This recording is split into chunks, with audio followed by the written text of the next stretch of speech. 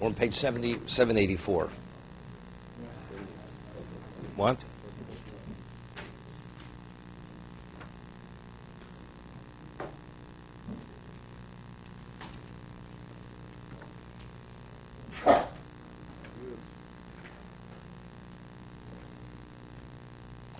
Okay, Aleph. We just started this a little bit.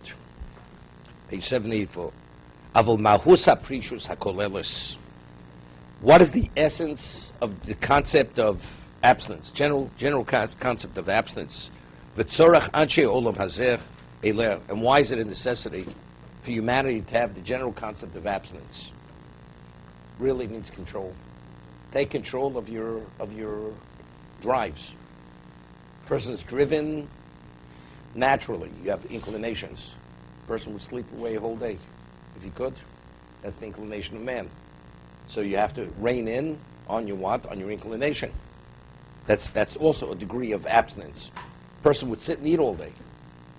But understanding that he has to be productive, he has to abstain. He has to rein in on that.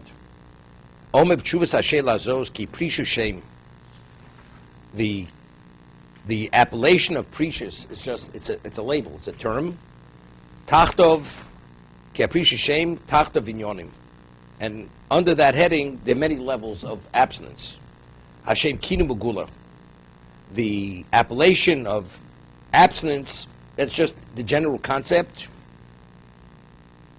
He says, a well-known expression. V'in yitzod muster.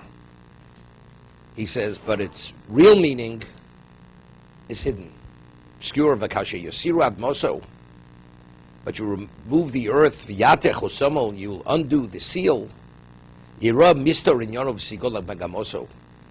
You will see what's hidden, what the value of what's hidden, and its purpose will be revealed. V'geter precious b'loshen stam. The simple meaning of abstinence.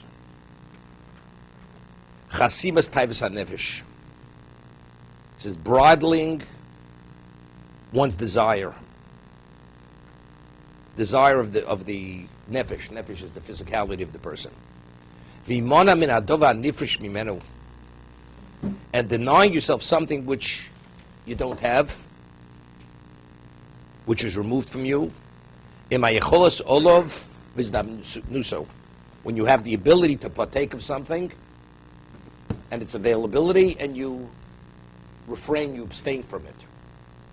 That's precious in the general sense. You could have something, but you abstain. That's abstinence. Le'ila machev ezer. Although you have the opportunity. What is abstinence? The one who abstains from something that he could have had. Go ahead. But there is a difference between desire and need. Well, if it's a need, it's not apt, and it's foolish to abstain. Person has to breathe every so often, and you hold your breath 45 seconds of every minute, and you have the ability. Does that make sense? You're abstaining from breathing. It's a necessity. You have to breathe. And need also. Everybody has their own levels of what's necessity. No, I need 5,000 calories a day. Okay. If you're a walrus, you need 60 pounds of fish every feeding. Okay?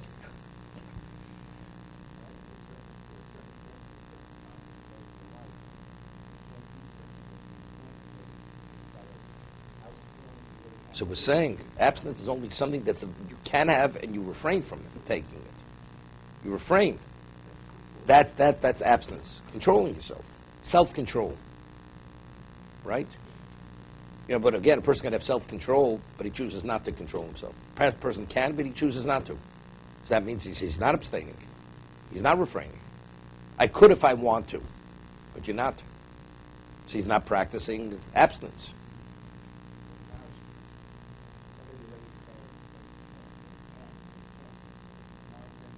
Person made enough money in his life. He doesn't have to get to work at any time. He doesn't have to work. He just whittles away his life. So he's not practicing abstinence, but he's not doing anything productive. So what's his value? He has no value.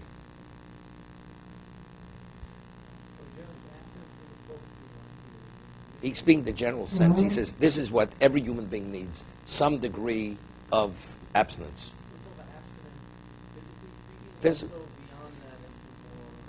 Here he's speaking on the most simple level. The most simple level that all humanity needs it. He's talking about the concept. What is the concept? Something you could have had, and you refrain, and you don't partake of that.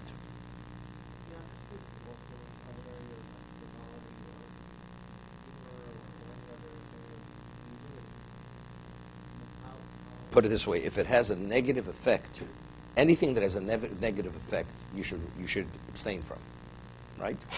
So frivolity has a negative consequence to it. So you definitely should refrain from it. But you have to appreciate that it has that negative side to it. Then it's not frivolity. That's humor, you know. You know, it's the question at whose cost is it? You know, at somebody else's expense. You know, it's not permitted. You know, you go and embarrass another person, and you laugh at somebody else's expense. It's wrong. You're not permitted to do this. But you know, you want to show how witty you are, and you have this desire you can't control. Okay, it's wrong. You have to hold yourself back. You have to control yourself.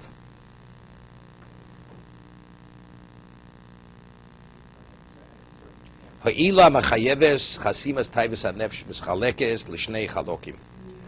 says, the cause that prescribes the bridling of selfish desire is divided into two parts. One has relevance, application to the human being and many living creatures. The other is specific to, he says, to adherence of the Torah. When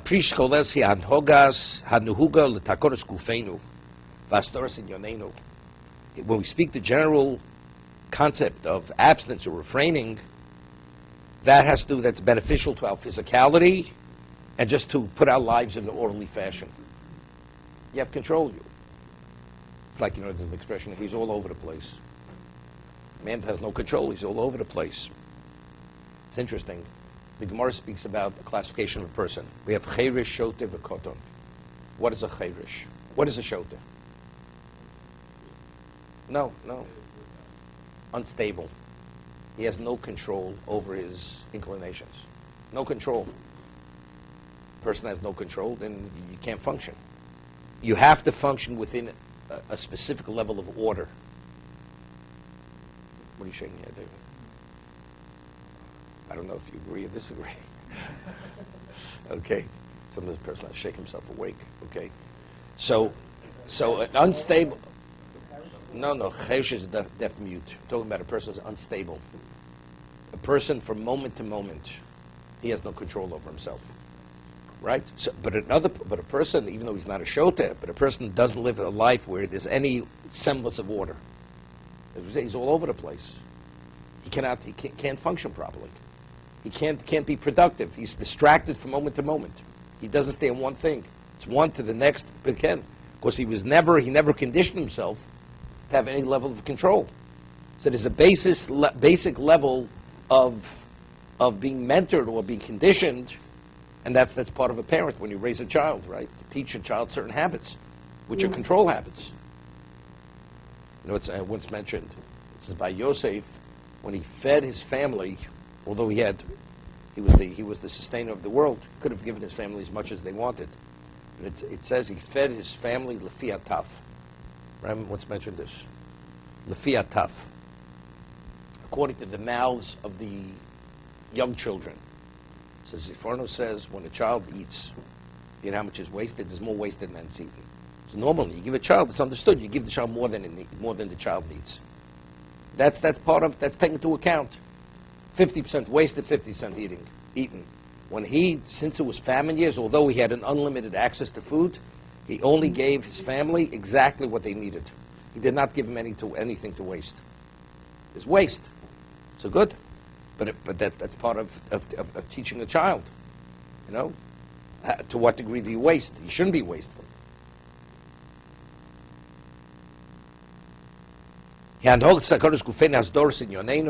To be continued.